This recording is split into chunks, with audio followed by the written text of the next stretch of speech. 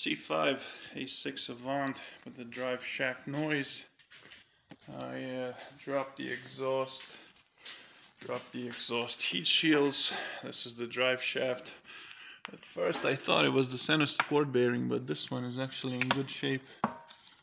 It's not torn or anything. So this was the joint that was making noise and resonate through the drive shaft like a bell, because that one is hollow. So that's what we will do. It'll take noises and amplify them. Anyway, this is that CV joint that I've taken apart. And if you look at the color of these balls, you can tell that some got a little bit hot, right? Like those two. Even this one a little bit. But these are red in color, so definitely got hot. This is showing some wear. Basically the balls ride in there most of the time, and of course this is going to be hardened steel, harder than this one, so you're going to get some wear. Now some of this wear, because of the lack of lubrication, is worse than other. By lack of lubrication I mean the CV joint grease. Over time it hardened.